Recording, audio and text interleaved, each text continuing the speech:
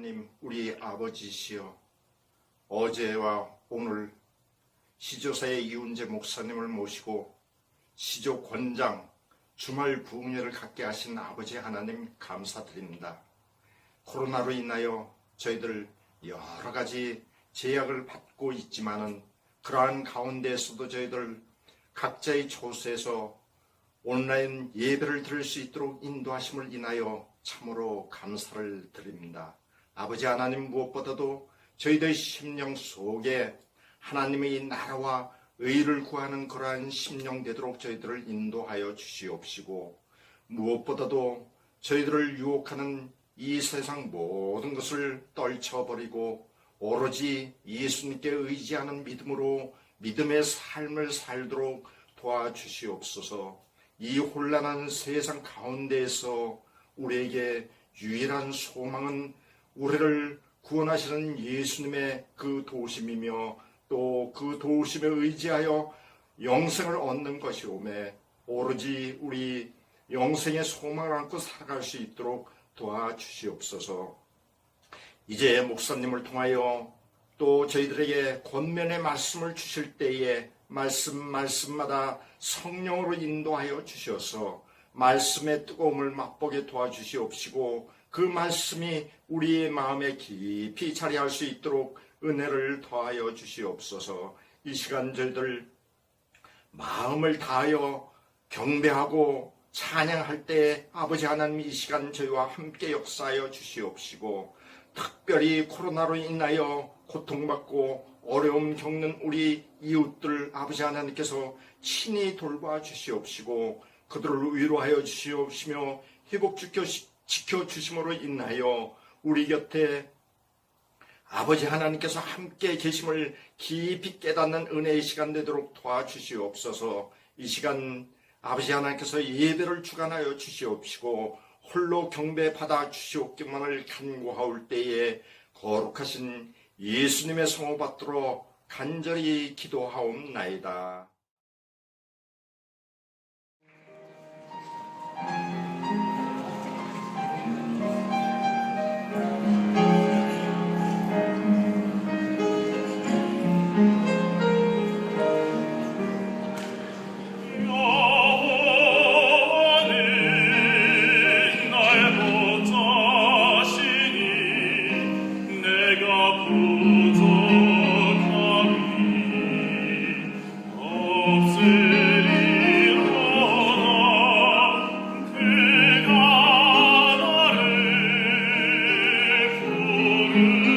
주자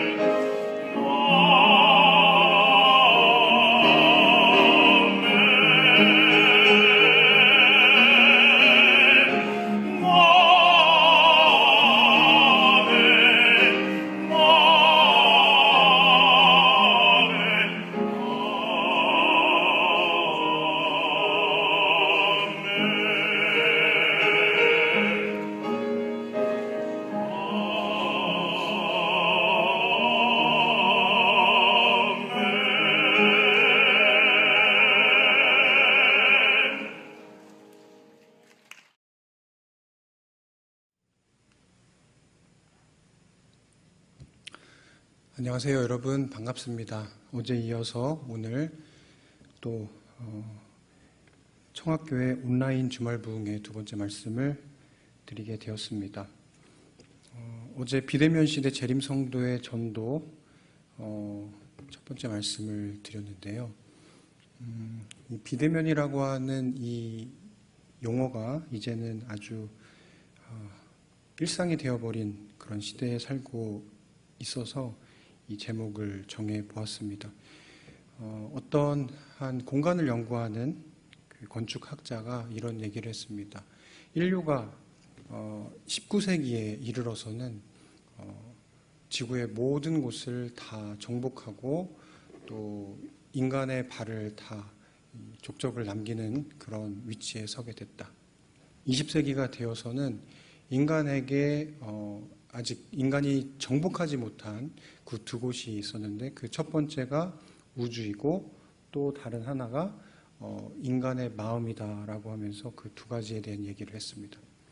그러면서 이 공간학자가 얘기하기를 21세기에는 제4차 산업혁명과 함께 새로운 공간에 대한 사람들의 이 도전 그리고 정복이 계속해서 일어나게 될 것인데 그것이 뭐냐면 가상 공간입니다. 지금 사실 우리가 이 안식일에 함께 모여서 예배 드리지 못하고 각자 있는 곳에서 예배를 드리고 있는데 이것을 다른 말로 말하면 가상의 공간에서 함께 모여서 예배를 드리는 곳이라고 생각해 볼 수가 있겠습니다. 어제 제가 시작 부분에서 강조한 것처럼 지금은 이 비대면 그리고 온라인이라고 하는 이것이 이제는 선택이 아닌 시대가 된 것 같습니다.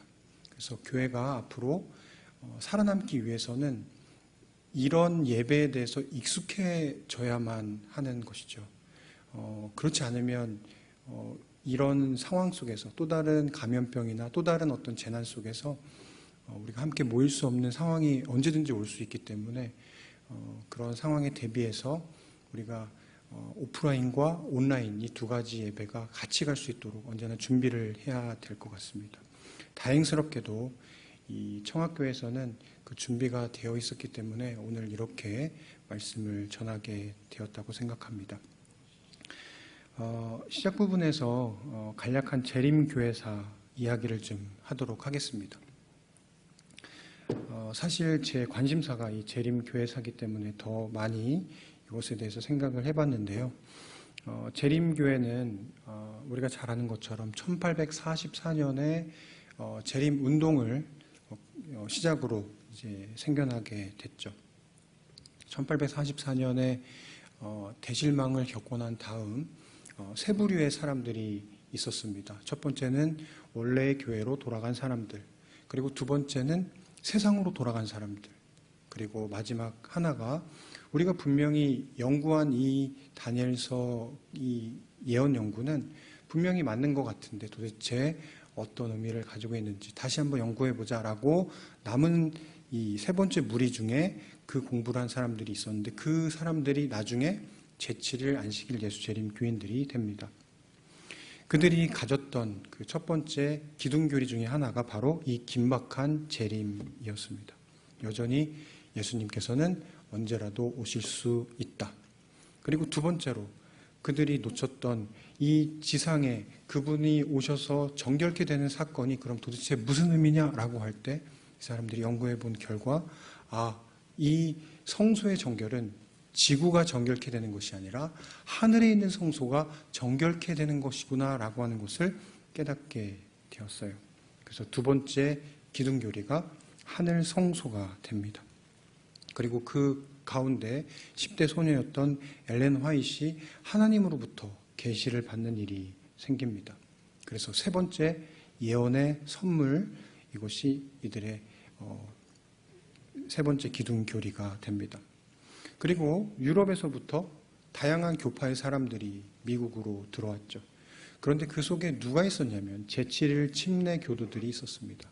이 사람들은 유럽에서부터 안식일을 지켰던 제7일 안식일을 지켰던 사람들입니다.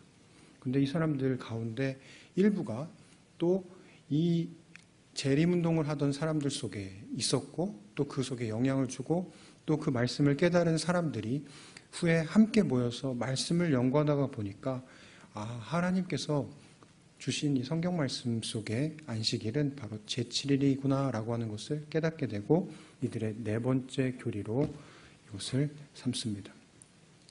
그리고 마지막으로 이 성경을 연구하다 보니까 사람이 죽고 난 다음에 천국으로 올라가는 것이 아니라 그 사람은 잠자는 것이다 라고 하는 이 성경의 말씀을 깨닫고 이 사람들이 바로 그 즉시로 천국에 올라가게 되면 예수님의 재림과 이것이 맞지 않다고 하는 것을 깨닫게 되면서 이 사람들이 조건적 영혼 불멸이라고 하는 교리를 다섯 번째 교리로 채택하게 됩니다.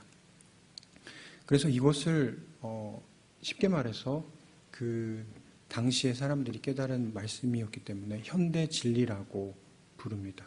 그래서 오늘날에도 이 현대 진리의 말씀을 우리가 가지고 있고 이것을 사람들에게 나누고 있습니다.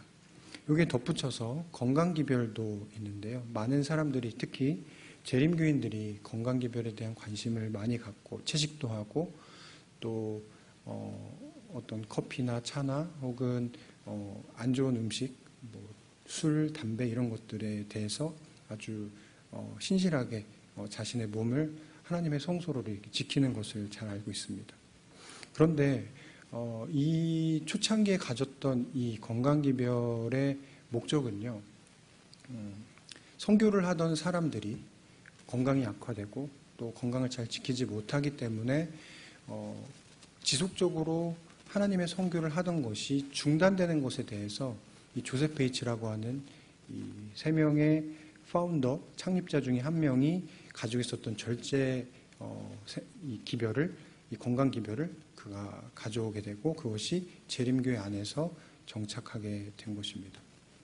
그래서 이 건강 기별의 목적은요, 나의 건강을 지키기 위한 것이 목적이 아니라 이 건강을 통해서 보다 효과적으로 선교를 하는 것이 건강 기별을 주신 목적입니다. 그러니까 이 말씀을 듣는 우리 성도님들 가운데서 더 건강해져야지, 이 코로나 시대에 내가 더 건강을 지켜야지라고 하는 그것이 나의 건강만을 위해서 하는 것이 아니라 내가 복음 사업을 위해서 얼마나 더 건강을 잘 지킬까라고 하는 것이 하나님께서 주신 이 건강기별의 핵심이라는 것을 잊어서는 안 되겠습니다. 또 어떤 분들이 이제 내가 교회를 안 나오기 때문에 헌금 낼 필요가 없지, 뭐 점심도 안 먹고 교회 와서 또 교회에 와서 뭐 활동도 하지 않기 때문에 이제 헌금을 내지 말아야지라고 생각하는 분들이 계신데요. 사실은 이 헌금 제도가 생겨나게 된 배경은 뭐냐면 효과적으로 하나님의 복음 사업을 전하기 위한 사역자들을 택하고 그 사역자들에게 이제 예를 들면 J.N. 앤드루스 같은 사람도 이 초창기부터 열심히 뛰었던 젊은 사역자였는데 그가 일하다가 어느 날 일을 중단하고 자기 고향집으로 돌아가게 됐어요. 그래서 제임스 화이트랑 엘렌 화이트 찾아가서 그를 다시 이 선교 현장으로 불러오죠. 그런데 그 이유가 뭐였냐면 생계가 너무 어려운 겁니다. 사역자가 살 수가 없는 겁니다. 이 복음 사업을 위해서. 그런데 그 복음 사업을 위해서 보다 효과적으로 효율적으로 일할 수 있도록 제도를 만들자라고 한 것이 바로 헌금 제도인 것이죠. 오늘 우리가 예배를 드리지 못한다고 하더라도 우리가 지금 이 온라인 서비스를 하고 또 이 온라인 서비스와 더불어서 함께 예배 드리지 못하는 더 많은 사람들에게 우리의 기별을 전하는 데 있어서 이 헌금의 목적이 분명히 필요하다라고 하는 것을 생각하시면서 다시 이 안식일에 헌금 드리는 일에 대해서 요즘엔 또 온라인으로 이렇게 헌금을 드리지 않습니까? 그 방법들을 함께 잘 지켜주시면 좋겠다 생각합니다. 그리고 끝으로 이 모든 이 현대 진리 그리고 이러한 어떤 건강기별 이슈들 그리고 헌금제도 이런 것들이 그때 당시에는 교인들이 지금처럼 한 곳에 모여 있었던 것이 아니라 아주 넓게 그 넓은 미국 땅에 흩어져 있었습니다. 그런데 그 흩어져 있었던 그 가운데서 그 사람들을 하나로 묶었던 것은 뭐냐면 리뷰 앤 헤럴드라고 하는 잡지였어요. 그러니까 이 안식일을 준수하는 이 무리들이 함께 연구한 그 현대 진리를 사람들에게 나누고 그것으로 통해서 함께 통일성을 이루는 그런 일들이 어디서 얻게 된 것이냐면 바로 이 인쇄물을 통해서 얻게 된 것입니다. 그리고 나서 그 외에 리뷰 앤 헤럴드라고 하는 출판사가 교단보다 더 먼저 생겨나게 되죠. 이게 바로 그 사진입니다. 이 사인스 오브 타임즈라고 하는 이런 잡지도 이런 신문 옛날에는 신문같이 생겼죠. 이런 잡지도 생겨났고 그때 사람들에게 이런 현대 진리가 소개됐는데 오늘날에 이런 모습으로 가정과 건강 그리고 월간 시조 이런 모습으로 우리가 현대 진리를 담아서 많은 사람들에게 지금 전하고 있습니다. 제가 여기다가 썼는데요. 시조사는 재림 성도의 출판사입니다. 출판사는 이 시조사라고 한 출판사는 어느 누구의 소유가 아닙니다. 어떤 한 개인의 소유가 아니라는 뜻입니다. 이 초창기엔 제임스 화이트의 소유로 되어 있었어요. 그래서 많은 문제가 있었죠. 그런데 이 시조사는 우리 재림 성도가 하나님께서 맡겨주신 우리 모두의 자산입니다. 그래서 이것을 조금 내 것이다라고 생각하고 여러분들이 아껴주시면 또 함께 이 운동에 참여해 주시면 감사하겠습니다. 그래서 오늘 어제 이어서 비대면 시대 재림 성도의 전도 두 번째 말씀을 이어서 드리도록 하겠습니다. 네 가지 사건을 좀 말씀드리겠는데 이 네 가지 사건의 공통점이 무엇인지 한번 답을 찾아보시면 좋겠습니다. 사도행전 3장 1절에 베드로와 요한이 안진뱅이를 고친 사건이 있죠. 아주 유명한 사건인데 첫 번째 사건, 그리고 두 번째 사도행전 10장 3절에 고넬료가 하나님으로부터 이제 베드로를 만나도록 한 그 사건을 아실 겁니다. 그 사건, 그리고 다니엘서 9장 21절에 다니엘이 환상을 보는 그런 사건이 나오죠. 이 세 번째 사건입니다. 그리고 열왕기상 18장 29절, 36절에 나오는 갈멜산 위에서 엘리야가 아합의 이 이세벨의 선지자들과 싸우는 그런 장면을 여러분 이 네 가지 사건을 잘 아실 겁니다. 이 네 가지 사건의 공통점이 있는데 그 공통점이 무엇일까요? 이 네 이야기의 공통점은 모두 다 제9시 기도 시간에 일어난 사건이라고 하는 것입니다.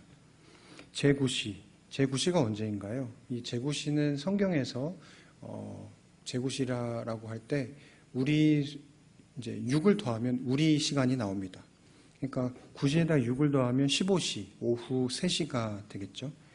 그래서 오후 3시, 제9시 기도 시간에 어떤 일들이 일어나는지 오늘 그 사건들을 하나씩 우리 살펴보도록 하겠습니다. 또 이 말씀이 우리에게 어떤 의미가 있는지 한번 생각해 보시면 좋겠습니다. 첫 번째 사건으로 가보겠습니다. 사도행전 3장 1절에서 6절의 말씀입니다. 일일이 다 찾지는 않을 거고요. 여러분들께서 어제에 이어서 오늘도 각자 가지고 있는 성경책을 활용해 주셔서 PPT로 지원이 성경책이 나오지 않으니까 성경절을 보시고 또 줄도 치시면서 개인 성경을 활용해 주시면 감사하겠습니다. 첫 번째 사건 사도행전 3장 1절에서 6절입니다. 제9시 기도 시간에 성전에 베드로와 요한이 올라갔다라고 나옵니다. 특정한 기도 시간 그리고 특정한 장소는 기도의 중요한 요소입니다. 여기에 성전에 올라갔다라고 하는 이 표현도 굉장히 중요합니다. 우리의 기도가 하늘의 성전으로 올라감을 보여주는 것입니다. 그런데 여기서 주목해 볼 것은 무엇이냐면 안진뱅이 된 자를 고친 시간이 제9시 기도 시간이었다라고 하는 것입니다. 내 주위에 있는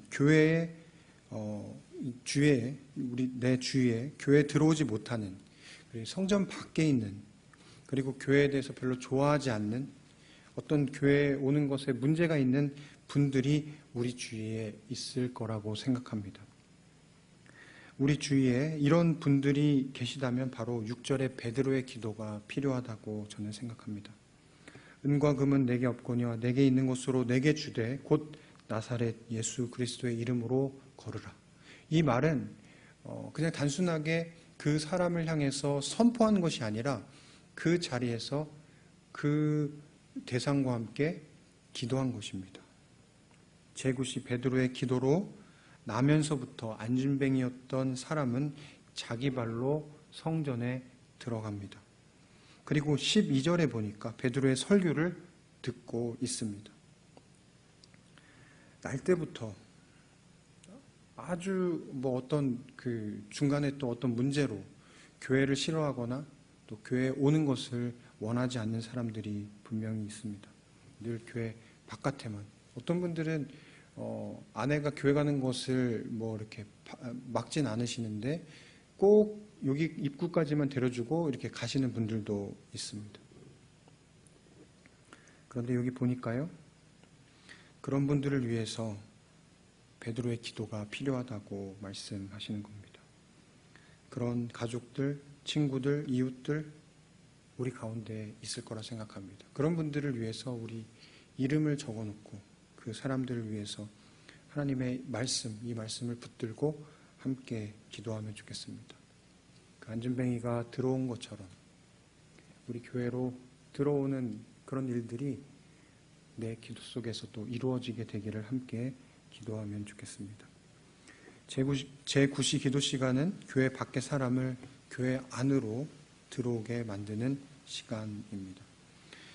두 번째, 사도행전 10장 1절에서 3절 그리고 5절, 9절 이 말씀을 여러분들 한번 확인해 보시면 좋겠습니다. 2절에 보니까요, 고넬료는 항상 기도하는 사람이었다라고 나옵니다. 고넬료는 로마 군대의 백부장이었습니다. 수없이 많은 전쟁터를 다녔고 많은 사람들을 죽였고 또 이방인이었어요. 그런데 이 사람이 뭐하는 사람이었냐면 특이하게도 하나님을 믿는 사람이었고 하나님을 향해서 항상 기도하는 사람이었다라고 얘기하는 것입니다. 여러분, 항상 기도한다는 뜻은 무엇일까요? 저도 이 말씀이 참 궁금했는데요. 이 팀 켈러라고 하는 한 목사님은 이렇게 얘기했습니다. 항상 기도하라. 이것은 기도하기를 멈추지 않는다라는 뜻을 말한다고 합니다. 기도하기를 멈추지 않는다. 우리가 흔히 어떤 일이 기도하기 싫은 어떤 일이 생기면 기도를 멈추거나 기도할 마음이 생기지 않으면 또 기도를 안 하거나 또 어떤 바쁜 일 때문에 기도를 안 하거나 이렇게 해서 기도를 멈추게 되는 일이 너무나 많이 있을 거라 생각합니다. 그런데 오늘 우리에게 하나님께서 고넬료를 통해서 이렇게 말씀하십니다. 그는 매일 기도했고 기도하기를 멈추지 않았다. 그런데 그런 사람에게 3절에 보니까 제9시 기도 시간에 환상을 보게 하셨다는 하나님의 이야기가 나옵니다. 그리고 이 기도 시간에 누구를 만나래요? 네, 베드로를 만나도록 하나님께서 인도하십니다. 5절 보면 지금 사람을 보내어 요빠에 베드로라 하는 시몬을 청하십시오라고 청하라라고 얘기가 나옵니다. 9절 이튿날 베드로도 12시쯤 뭐 하고 있어요? 이 사람도 기도하고 있습니다. 그때 당시 유대인들은 하루 3번 기도했습니다. 오전 타임, 정오, 그리고 해가 질 시간, 오후. 그러니까 다시 말해서 오전 9시, 12시, 그리고 오후 3시. 이것이 이 사람들의 3번 기도하는 그런 사이클이었습니다. 베드로가 12시쯤 기도하기 위해서 지붕 위에 올라갔어요. 근데 하늘에서 뭐가 내린 겁니까? 부정한 음식이 내려옵니다. 그리고 하나님께서 먹으라고 하셨어요. 그리고 그 이상한 사건, 이 계시와 같은 그 장면 뒤에 19절에 보니까 성령께서 베드로에게 말씀하십니다. 2 사람이 너를 찾아올 거야. 그런데 의심치 말고 그를 따라가라. 결국 베드로는 고넬료와 그 사람들에게 예수 그리스도의 복음을 전한 이야기로 이 이야기는 끝마쳐집니다. 이 가이사랴에서 요빠까지의 거리는 아무리 못해도 반나절 이상 걸립니다. 어떻게 보면 거의 하루 걸리는 거리예요. 예를 들어서 여기 이 청학에서 제가 살고 있는 이 36 서울병원 사택, 시조사 사택 거기까지의 거리는 못해도 한 10km 이상은 될 겁니다. 근데 그 10km 정도 되는 이 거리를 걸어서 오는 것도 못해도 한 3시간 안쪽, 2시간, 3시간 정도 걸릴 것 같아요. 그런데 그때 당시 뭐 우리가 쓰고 있는 전화기도 없었고 뭐 핸드폰도 없었고 뭐 어떤 통신수단이 없었는데 이 2 사람이 만날 수 있는 확률은 사실은 없는 것입니다. 그런데 하나님께서 뭐 하시게 하셨어요? 이 2 사람을 이렇게 먼 거리에 있었던 2 사람을 만나도록 인도하셨습니다. 여러분 그 SNS라고 하는 용어를 아실 겁니다. SNS는 카톡, 흔히 말하는 그리고 문자 서비스를 뜻합니다. 소셜 네트워크 서비스라고 하는 뜻이죠. 그런데 저는 이 말을 조금 바꿔서요. 스피리추얼 네트워크 서비스라고 바꿔보았습니다. 즉 다시 말해서 기도하는 한 사람과 또 기도하는 어떤 한 사람을 하나님께서 뭐 하도록 하시는 거예요? 만나도록 하시는 겁니다. 하나님을 알고자 하지만 모르는 어떤 한 사람이 있고 하나님을 알고 있지만 누구에게 전도해야 될지 모르는 한 사람이 있다면 하나님께서 기도하던 가운데 2 사람을 만나도록 해주시는 거예요. 그것이 바로 스피리추얼 네트워크 서비스, 성령께서 일하시는 방법이라는 것입니다. 3번째로 다니엘서 9장 20절, 21절의 말씀으로 돌아가 보겠습니다. 저녁 제사를 드릴 때쯤에 다니엘이 하나님으로부터 사자가 도착하고 하나님의 계시를 받게 됩니다. 이 시간이 언젠가 저녁 제사는 아까 말씀드린 것처럼 해가 지기 시작하는 시간, 다시 말해서 오후 3시 제사 시간을 뜻합니다. 제9시 기도 시간에 다니엘에게 무슨 일이 일어났나요? 여기 보니까 다니엘서 9장 1절에서 3절에 보면 예루살렘의 회복을 위해서 다니엘이 기도하던 이야기가 나옵니다. 예레미야 선지자의 말씀을 읽다 보니까 70년이 지나면 이 바벨론으로 포로로 잡혀왔던 그 사람이 자기가 어릴 때 잡혀왔죠. 70년이 차서 이제 돌아가게 되는 그런 일이 일어나게 될 것을 하나님께서 보여주게 됐어요. 그 날이 얼마 남지 않자 다니엘이 기도하기 시작합니다. 그러자 다니엘이 기도하기 시작하자 다니엘서 6장에 무슨 사건이 일어나는 거예요? 기도 금지법이 생기고 기도하면 어디에 들어간대요? 사자굴에 들어간다라고 하는 이야기가 그 이야기의 맥락 속에 있는 겁니다. 그리고 그 기도 금지법이 내리자 다니엘이 뭐 하기 시작합니까? 자기 집으로 돌아가서 기도하기 시작합니다. 늘 하던 대로 하루 3번씩 그는 창문을 열고 어디를 향해서요? 예루살렘을 향해서 기도합니다. 그 이유가 무엇이었을까요? 다니엘은 사단이 기도 금지법을 통해서 그 기도를 막는 것을 보고 하나님께서 이 일은 반드시 이루시겠구나라고 하는 것을 확신할 수 있었습니다. 그리고 그 기도 시간에 그가 얻게 된 것은 바로 다니엘 9장 20절 이후에 나오는 70일의 예언 사건입니다. 70일의 예언 사건이 뭐예요? 예루살렘에 증거나라고 하는 영이 나고 기름 부음 받은 자 예수 그리스도가 나타나시는 정확한 시간표가 70일의 사건인 거죠. 그런데 그 나타나심에 대한 그 메시아에 대한 그 이야기가 언제 펼쳐진 거예요? 제9시 기도 시간에 하나님께로부터 받았다라고 나옵니다. 네 번째, 열왕기상 18장 29절에서 36절의 말씀을 보도록 하겠습니다. 29절에 보면요, 저녁 소재 드릴 때까지 이를지라도 아무 소리도 없고 아무 응답도 없었다라고 나옵니다. 이 사람들이 아침부터 정오까지 미친 듯이 자기의 신에게 불을 내려달라고 기도하기 시작했습니다. 어떤 사람들은 몸 막 춤도 추고 빙빙 돌면서 뭐 난리 법석을 다 떨고 몸에 상해를 가하고 했지만 아무 일도 일어나지 않습니다. 근데 정오가 지나고 이제 어떤 시간까지 오게 됐다는 거예요? 저녁 소재가 될 때까지 이르게 됐다. 몇 시요? 제9시. 우리로 따지면 오후 3시입니다. 아무 일도 일어나지 않는 상황이 된 거예요. 그리고 36절에 보니까 저녁 소재 드릴 때에 제9시 기도 시간에 엘리야의 차례가 됩니다. 그리고 나서 엘리야가 아주 짧게 기도를 드리자 하나님께서 뭐를 내리셨어요? 네, 하늘로부터 불을 내리셔서 그 모든 제단에 있는 것들을 핥아서 이 불로 태우셨습니다. 그래서 제9시 기도 시간은요, 어떤 시간인가? 하늘로부터 불이 내려오는 시간입니다. 엘리야의 사건을 통해서 말이죠. 그리고 하늘로부터 엘리야가 또 기도를 하자 뭐가 내리기 시작해요? 기다리던 단비가 내리기 시작합니다. 불과 비, 이 모든 것들은 우리가 성경에 어떤 상징적으로 놓고 보면 성령을 뜻합니다. 오늘 우리가 정해진 시간에 정해진 장소에서 하나님을 만나는 사람으로 산다면 어떻게 될까요? 엘리야가 갑자기 기도 안 하던 사람이 이렇게 기도할 수도 없었고 그렇게 기도의 자리에 들어갈 수 없었을 겁니다. 그는 수많은 하나님과 만나는 기도의 시간을 했기 때문에 기도의 사람이었기 때문에 그 자리에 올 수 있었습니다. 아까 소개했던 그 모든 사람들이 다 그런 기도의 사람들이었다라고 하는 것을 다시 한번 기억하시게 되기를 바랍니다. 그런데 이 엘리야의 기도로 하늘로부터 불과 비가 내렸듯이 오늘 우리가 드리는 이 기도 시간에 하나님께서 뭐를 내리실 수 있는 거예요? 성령의 불과 단비를 우리에게도 내려주실 수 있다라고 하나님께서는 말씀하고 계시는 것입니다.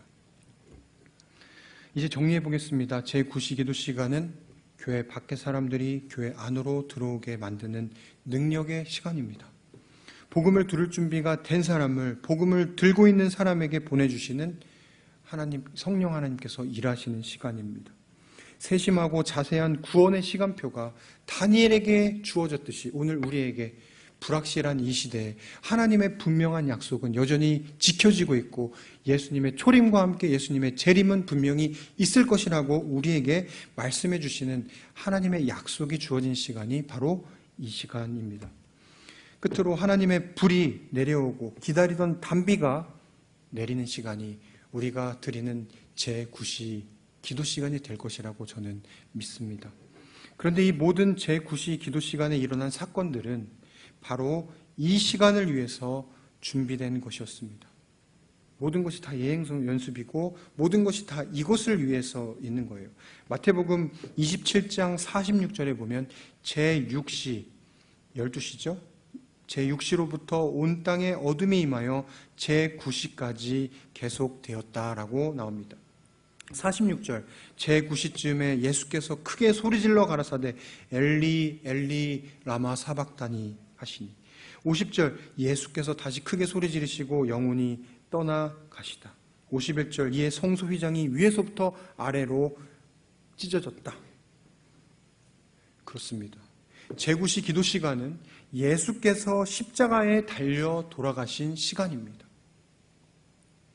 안진뱅이를 일어나게 한 시간도, 고넬료에게 복음을 듣게 한 시간도, 다니엘에게 구원의 시간표를 보여준 시간도, 엘리야에게 불을 내린 시간도 다 제9시 기도 시간에 일어났어요. 그런데 이 모든 사건들은 바로 이 단 한 사건을 가리키고 있었습니다.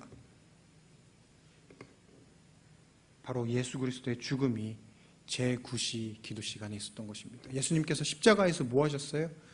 그분께서 하셨던 모든 말들은 하나님께 드렸던 기도였습니다. 아담의 범죄 이후 수없이 많은 제물이 바쳐진 그 시간에 그 제물의 원형이신 분이 바로 십자가에 달려 돌아가시는 그 순간에 하셨던 것이 바로 기도였어요.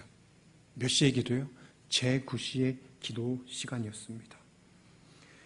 우리의 기도 시간 어떤 의미를 가지고 있는가? 우리가 기도할 때 도대체 이게 아무 일도 일어나지 않는 것 같고 무슨 의미가 있나 이렇게 생각할 때가 있습니다. 그런데 오늘 이 네 가지 기도와 마지막에 예수님께서 드렸던 이 기도의 의미를 생각하시면서 우리의 기도가 보통 기도가 아니구나라고 하는 것을 기억하시면 좋겠습니다. 나의 죄가 예수님의 십자가 안에서 해결됐구나라고 하는 구원의 확신이 오늘 우리가 기도할 때마다 이루어지게 되기를 간절히 바랍니다. 제9시 기도 시간은요, 보통 시간이 아닙니다. 첫 번째 나왔던 베드로와 요한이 한 사람을 구원하기 위해서 중보기도 했어요. 그리고 두 번째 나왔던 이 고넬료와 베드로 한 사람의 영혼을 구원하기 위한 하나님의 작전이 들어간 기도였습니다.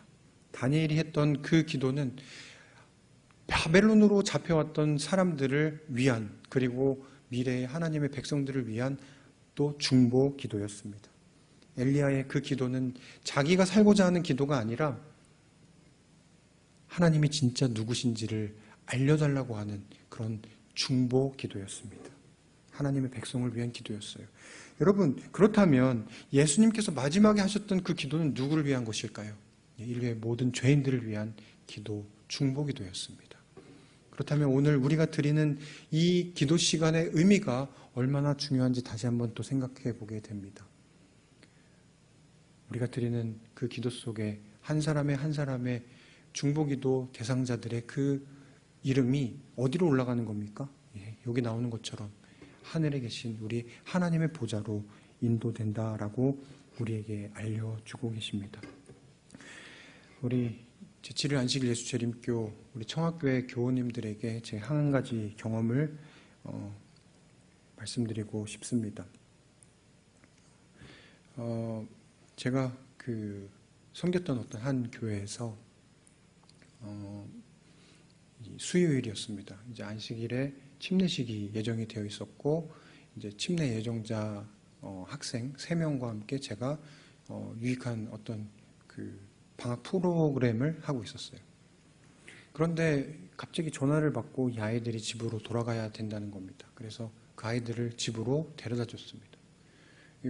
그분들 이미 저를 잘 알고 계셨고 굉장히 좋아하면서 침례까지도 다 이제 찬성한 허락한 상태였습니다. 그런데 제게 이렇게 얘기했어요. 목사님 다시 오지 마십시오. 저희 집 다시 오지 마시고 우리 애들 만나지 마시면 좋겠습니다.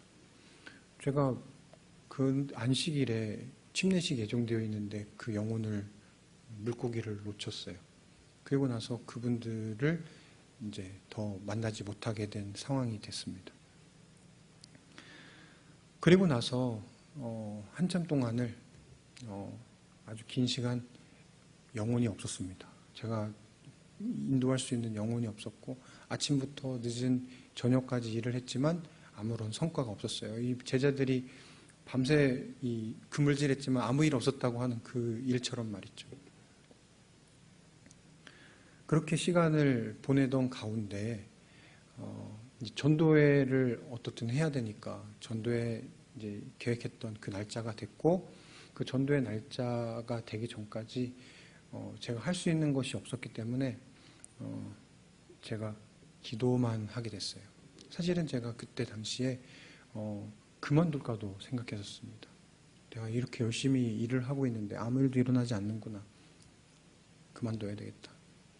나는 자격이 없는 것 같다. 그런데 그만두더라도 안 해본 거 한번 해봐야 되겠다라고 생각했는데 그게 뭐였을까요? 네, 방금 얘기했던 것처럼 기도였어요. 그래서 그 긴 시간 동안 그냥 기도만 하면서 보냈습니다.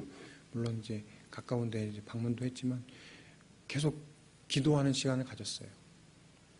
처음에 이 아이들을 놓치고 난 다음에는 너무 상심이 컸기 때문에 하나님을 개인적으로 이 어떤 한 곳에, 자연이 있는 그곳에 가서 계속해서 하나님께 제 어떤 마음속에 있는 것들을 다 쏟아냈습니다. 그런데 그런 가운데서 하나님께서 한 이틀인가 3일 지나니까 더 이상 하나님께 뭐 불평불만할 것도 없고, 이제 하나님께 이제 주시는 말씀 읽고 기도하고 하던 가운데 뭔가 마음속이 풍성하게 조금씩 채워지는 그런 기분이 들기 시작했어요. 그리고 나서는 일주일째 되니까 이 문제가 해결이 안 됐지만 제 마음이 해결이 됐어요. 그리고 나서는 계속 기도만 하고 있었습니다. 아침부터 저녁까지 계속 기도하고, 퇴근하면 또 그 다음에 또 교회 가서 기도하고, 또 자연 속에 가서 기도하고, 또 방문이 있을 때는 방문하고. 그러나 교회는 아무 일도 일어나지 않았어요. 그렇게 6개월을 보냈습니다. 이 전도회가 된 거예요. 근데 이 전도회 당일날 구도자가 없었기 때문에 이제 뭘 할까 이제 생각하고 있는데 전화 한 통화가 왔습니다. 친구에게 전화가 왔습니다. 목회하던 동기 친구가 혹시 방문할 때 있으면 자기가 도와주겠다. 제가 이렇게 얘기했습니다. 방문할 때는 없고 와서 밥이나 먹고 가라. 그 친구가 왔어요. 그리고 밥을 먹었습니다. 밥을 먹고 난 다음에 이 친구가 제게 이왕에 왔으니 한 집이라도 우리 들려보자. 누가 생각이 났을까요?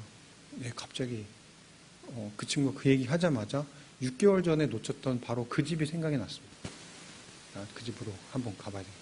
그 친구를 데리고 갔습니다. 근데 그 집에 도착하자마자 저 왔습니다 이렇게 얘기를 했는데 그 집 주인이 버선발로 나와서 저를 맞는 겁니다. 너무 신기하고 놀라워서 도대체 무슨 일이 있었나 6개월 동안에. 그리고 이야기를 듣기 시작했습니다. 그 집 주인, 그 아이들의 할머니 되시는, 그 집에서 가장 어르신 되시는 그분은 그 동네의 한 교회에 집사님으로 이렇게 교회를 출석하시던 분이셨습니다. 그런데 이분이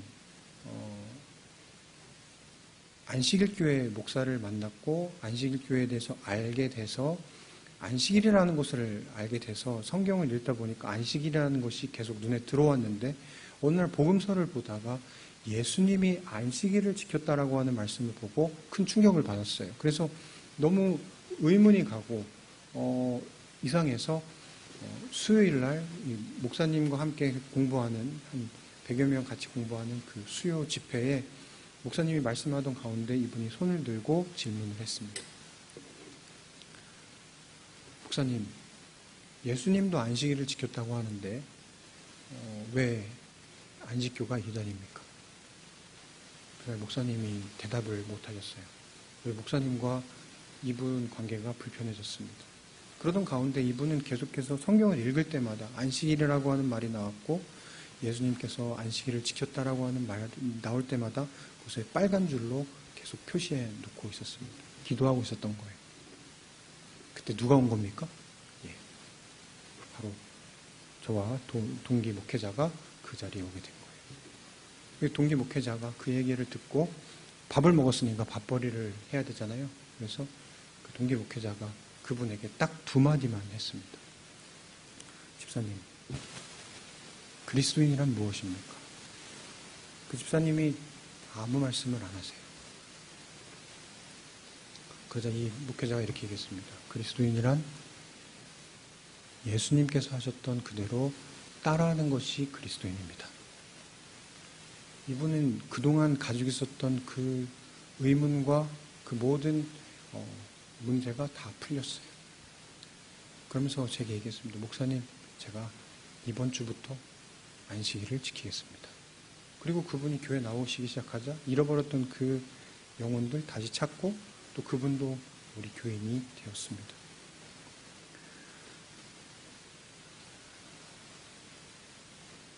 제가 그때 한 가지 깨달은 것은 무엇이었냐면 사람이 아무리 노력해도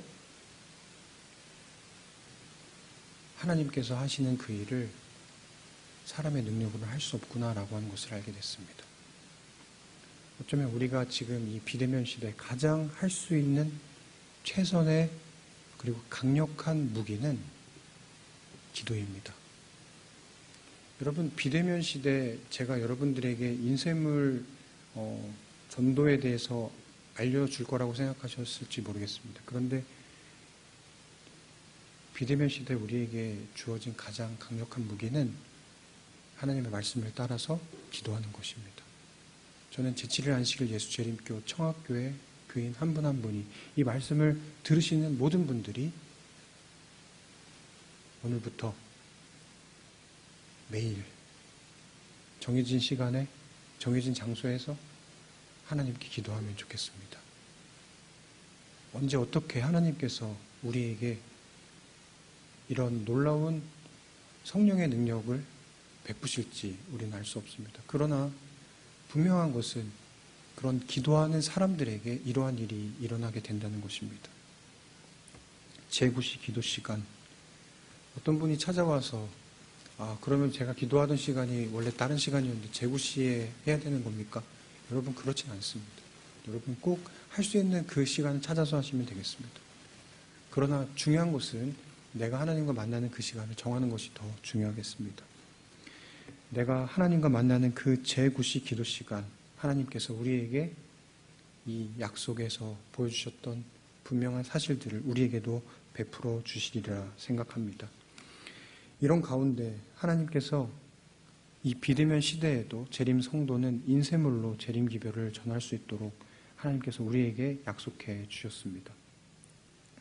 1876년에 이 리뷰 앤 헤럴드라고 하는 출판사가 있었고 그 전에는 사실은 인쇄소가 있었습니다. 그리고 한국에 이미 110년 된 이 인쇄소, 출판소가 세워졌고 지금 오늘날 이 시조사가 그 재림 기별을 전하고 있습니다.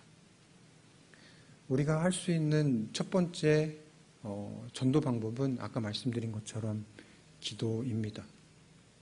그리고 우리가 할 수 있는 그 또 다른 방법은 우리가 직접 가서 그 사람들에게 베드로처럼 고넬료에게 전한 것처럼 말씀을 전하면 좋은데 그러한 과정이 오기 전에 우리의 기별을 전할 수 있는 기회가 있는데 그것은 바로 인쇄물을 통해서 전해지는 것입니다. 이 권면의 말씀 속에 이런 말씀이 있습니다. 미국의 1,000명 이상이 하루에 회개할 것인데 하루에 이런 사람들이 회개하는데 이들 중에 대부분이 우리의 출판물을 읽는 데서 그들의 최초의 회심을 경험하게 될 것이다. 여러분, 저는 이 약속을 믿습니다. 시조와 가정과 건강을 잃는다고 해서 바로 청학교 교인이 되지 않을 겁니다. 그러나 우리가 뭐에 이 옷이 젖는다고 그래요? 네. 아주 부슬부슬 내리는 그런 눈에 보이지 않는 비 속에서도 우리 옷이 흠뻑 젖듯이 우리도 모르는 사이에 내가 보냈던 이런 재림 기별이 담긴 책자를 통해 어느 누군가가 계속해서 성령 하나님의 단비의 능력을 경험하게 될 겁니다. 그리고 나서 우리가 직접 만나게 되는 그 기회가 있을 때 그분들에게 우리의 복음을 더 명확하게 전할 수 있는 기회가 올 것이라고 저는 확신합니다. 간단히 시조 헌납하는 방법을 알려드리도록 하겠습니다. 여기 보시는 것처럼 시조 헌납서를 교회를 오시지 않았기 때문에 각자 있는 곳에서 우리 그 목회부를 통해서 전달받게 될 것을 제가 알고 있습니다. 이 내용을, 이 자세한 내용을 좀 살펴보시면 좋겠고요.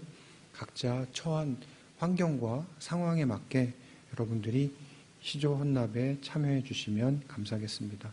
시조 헌납 결심서를 직접 받을 수 없기 때문에 여기 나오는 것처럼 이승용 목사님께 바꿔주시면 되겠습니다. 문자에는 이승용, 시조 10부, 각원 10부 이런 식으로 각자 처한 그런 상황에 맞게 이 시조 헌납의 결심서에 참여해 주시면 감사하겠습니다. 그리고 여러분 모두가 다 지금 어려운 상황 속에 있습니다. 어떤 자영업자 분은 작년 대비 매출이 한 90% 이상 지금 감소해서 큰 어려움을 겪고 있다고 얘기하고, 또 어떤 분들은 지금 사람들이 계속해서 사회적 거리두기를 넘어서서 이제 밖에서 식사를 안 하기 때문에 식당들은 거의 다 문을 닫고 있는 그런 상황이라고 들었습니다. 시조사도 마찬가지로 교회가 이렇게 함께 모여서 예배드리지 못하는 가운데 있기 때문에 서회가 책을 보낼 수도 없고, 또 저희도 대면 중심의 사업을 해와서 많은 부분 작년 대비 거의 50% 이상 그런 손실을 겪고 있습니다.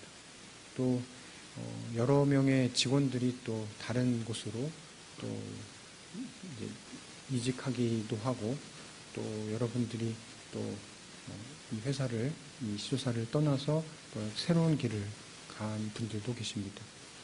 또 이 담임 목사님께도 잠깐 말씀드렸지만 6개월 동안 또 이 직원들은 또 급여의 한 상당 부분을 이제 받지 못하면서 또 맡은 바 일을 충실히 하고 있습니다. 어려운 가운데 있지만 분명한 것은 하나님의 복음은 이 세상에 곳곳에 뿌려져야 한다라고 하는 사실입니다. 그런데 이런 뿌려지는 일은 그냥 시조사만이 할 수 있는 일이 아니라 이 방송을 듣고 있는 또 각자 있는 곳에 있는 여러분들이 헌신할 때, 헌납을 해주실 때 가능한 일입니다. 하나님의 복음의 씨앗들이 여러분들 주위에 있는 사람들에게 분명히 하나님의 성령의 능력과 함께 퍼지게 될 것입니다. 그런데 이것을 그냥 뿌리기만 할 것이 아니라 정말 내가 기도하는 가운데 이 사람에게 복음을 전해야 되겠다라고 하는 그런 사람들을 기도하시면서 적고, 또 그 사람들을 생각하시면서 헌납을 해주시면 더 감사하겠습니다. 선교란 하나님께서 하시는 것입니다. 우리는 하나님께서 하시는 그 선교에 참여하는 것 뿐입니다. 그 참여하는 그 기쁨을 우리 제7한식 예수제일교 청학교의 모든 교우님들이, 우리 어린이로부터 모든 어른 모두가 함께 참여해서 복을 누리게 되기를 간절히 바라면서 말씀을 마치겠습니다. 감사합니다.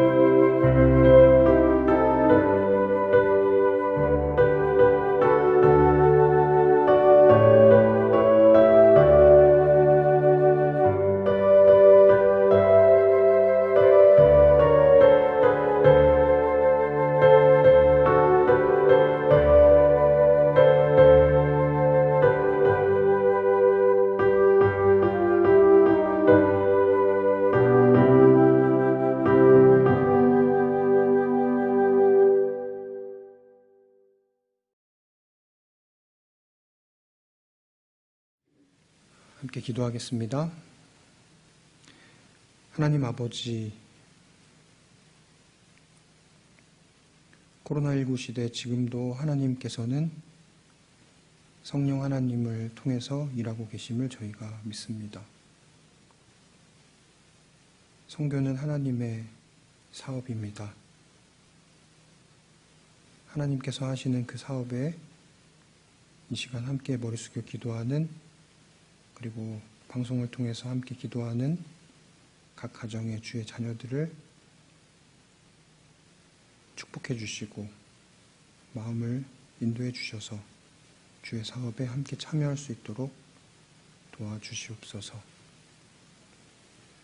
함께 예배드리지 못하지만 비대면 시대 하늘의 지혜로 우리가 가지고 있는 이 귀한 예수 재림의 귀한 기별을 우리 주위에 있는 사람들에게 끝까지 전할 수 있는 주의 자녀들 될 수 있도록 하나님께서 은혜 베풀어 주시기를 예수님의 이름으로 간절히 기도드립니다. 아멘.